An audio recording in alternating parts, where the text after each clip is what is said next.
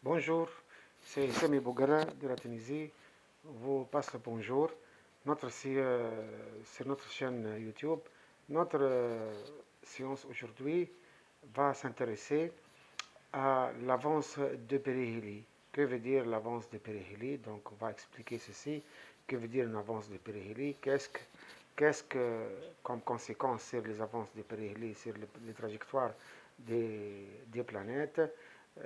Voilà, c'est ça donc notre but de notre science dans notre chaîne Semi Bougara de quantique classique. En principe, le mouvement d'une planète ou bien l'orbite de la Terre ou bien d'une planète est sous la forme d'une ellipse. Ellipse, vous voyez comme ça une ellipse. Voilà. Donc son orbite. Et le Soleil occupe l'un des foyers. Le Soleil occupe l'un des foyers. Comme vous voyez, la zone ou bien le point où le plus proche du Soleil s'appelle, sur le grand axe, s'appelle le périhélie et le point le plus loin, donc, s'appelle, ou bien le plus distant de foyer, s'appelle le aélie. Ces zones-là sont très importantes, donc ces vitesses, la vitesse en périhélie est très grande par rapport à la vitesse au aélie. La planète ou bien la Terre change de vitesse de part et d'autre.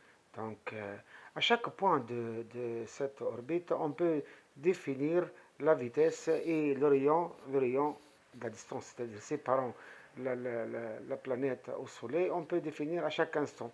Voilà. Lorsqu'on a un mouvement, une planète normale, donc fait son trajectoire normalement, donc on obtient une ellipse, régulière, ou bien on appelle en mathématiques une courbe fermée. Le départ de planète, supposons que le départ commence par le périhélie, donc pendant une période T, le départ commence de périhélie. Après une période T, la planète revient à sa position, voilà. Lorsqu'elle commence sa rotation, sa période de périhélie, elle revient après cette période en même point de départ et on a une orbite régulière, bien définie, etc. Tous les planètes gravitent sous cette forme. Toutes les planètes gravitent sous des formes elliptiques. Chacun des planètes gravite autour du Soleil sous forme d'une ellipse, comme vous voyez. Donc les planètes gravitent. Chaque planète a une orbite plane et elle orbite sous forme d'une ellipse dont le Soleil est l'un des foyers. Et chaque planète a un périhélie et un ahélie. Donc vous voyez comme ça.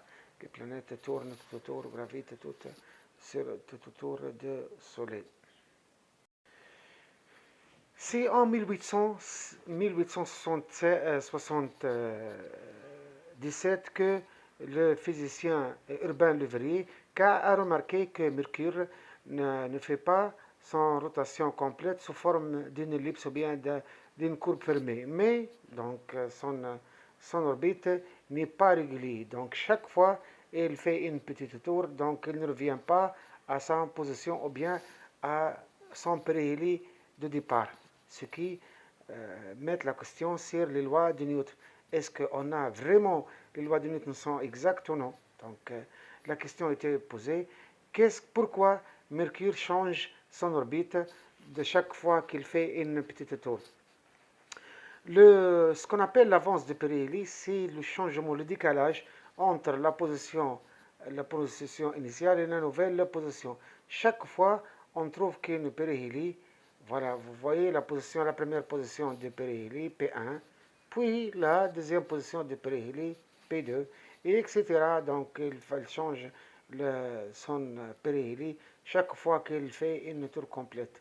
La planète Mercure, elle a fait une avance de périhélie 550 arcs de seconde chaque centaine de rotations. Ou bien chaque 100 rotations, chaque 100 périodes, il fait une avance de périhélie de 550 arcs seconde. Urbain Le Verrier, donc c'est un physicien français, vers 1800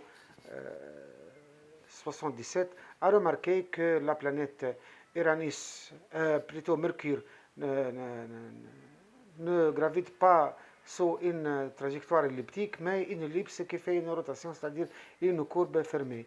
Donc, avec cette remarque, on a posé la question pourquoi Mercure change de position, ou bien pourquoi l'orbite de Mercure n'est pas régulière. Lorsqu'on avance un peu sur les calculs ou bien les orbites, lorsqu'on